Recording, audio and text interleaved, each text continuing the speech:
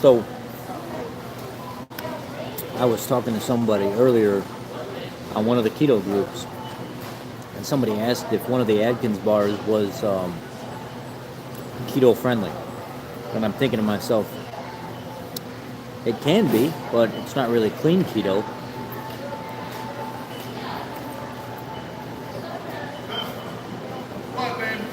We got into this discussion about what is keto and what isn't keto and stuff like that. Nobody writes the rules for this stuff, guys. You know, there is no ingrained set of rules to how you're supposed to follow keto. We know that the more I do this, the more I realize I can't be so strict on people. The whole objective behind being in ketosis is the fact that you need to restrict your sugars and your carbohydrates enough to where your body can achieve a state of ketosis. Now, is there any real hardcore set of rules for this? No, there's not. Nobody makes the rules. You have different groups and different doctors that recommend all these different things, but nobody actually has the exact rules on how anything is supposed to be done. So understanding that, wrapping your mind around it, and then learning what clean keto is versus dirty keto is probably the most important part.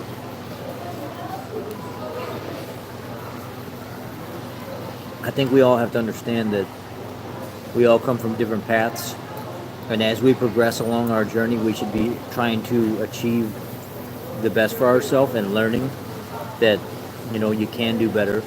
You can make exceptions for a little bit more expensive food sometimes if you budget correctly.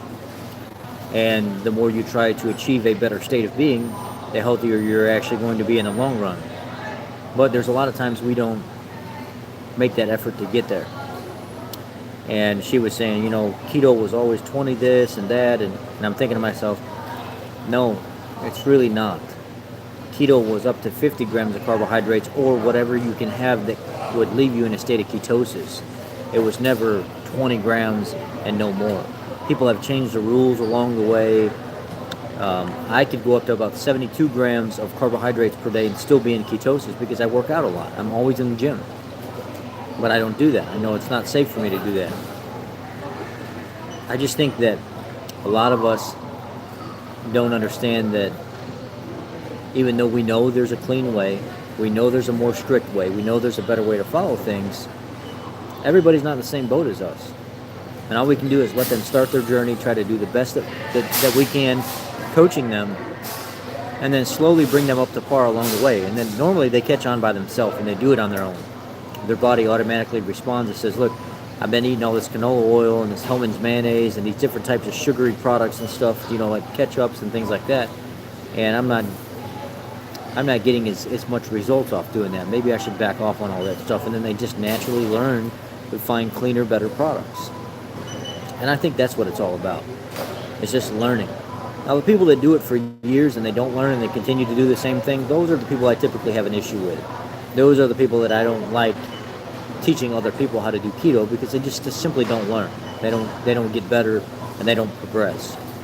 And if that's and then again, who am I to tell those people what to do? I'm not. All I can do is teach those who follow me and find benefit in the information that I put out.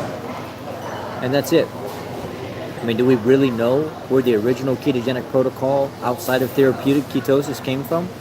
No. Dr. Eric Westman was one of the leading doctors that first learned from Dr. Atkins. And since 1980, he had his own food guide that people would eat off of. It wasn't super strict all the time, and he actually did make exceptions for people that wanted to eat outside of keto to make it easier on them. I mean, what do you do? I mean, I know what clean keto products are, and I know what keto products in my eyes I think are keto, and I make videos about dirty keto versus clean keto and what is and what isn't. But ultimately, at the end of the day, you got to do what you see fit.